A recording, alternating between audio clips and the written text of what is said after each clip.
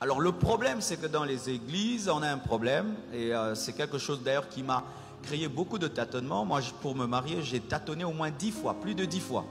Pourquoi? Parce qu'on nous enseignait mal. On nous disait que l'amitié entre un homme et une femme n'existe pas. Ça, c'est vraiment du charabia de l'église, hein? L'amitié entre un homme et une femme n'existe pas, c'est un péché. Un homme et une femme ne peuvent pas être amis. Mais comment je vais épouser quelqu'un sans être son ami? Ainsi, c'était quoi?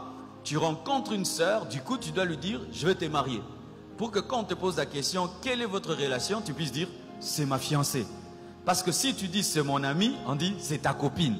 Comme c'est ta copine, c'est le péché. Mais comment je peux épouser quelqu'un sans avoir une relation sans nom? Il faut que du coup, il y ait un nom. C'est pourquoi beaucoup de gens se sont mal mariés, parce qu'ils ont directement appelé leur amitié fiançailles. Alors qu'il y a une période d'amitié entre un homme et une femme, et puis viennent les fiançailles. Sinon, nous sommes des hypocrites.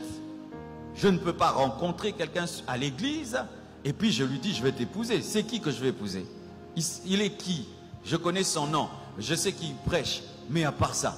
Mais comment on apprend sur cette terre à connaître quelqu'un si ce n'est que par l'amitié?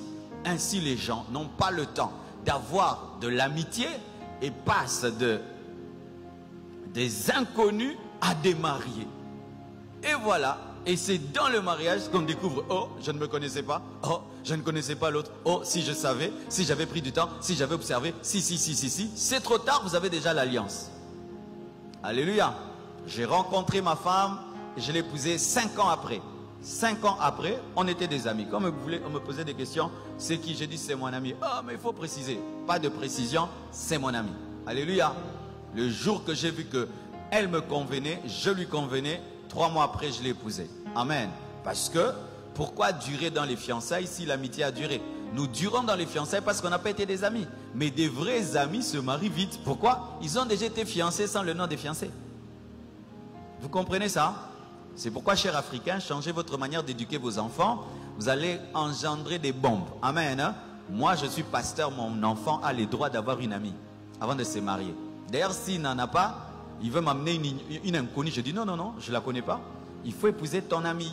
Parce que tu connais comment elle se fâche, comment elle rit, comment elle est dans ses moments forts et faibles. Parce que c'est quoi le mariage? C'est de l'amitié. De l'amitié. Quand on devient vieillard, on devient qui? L'ami de sa femme. Et alors, si on ne commence pas par l'amitié, on ne peut pas finir par l'amitié. C'est l'un des problèmes. Donc, tu as quitté une inconnue au mariage. Et maintenant, vous faites maintenant les fiançailles dans les mariages.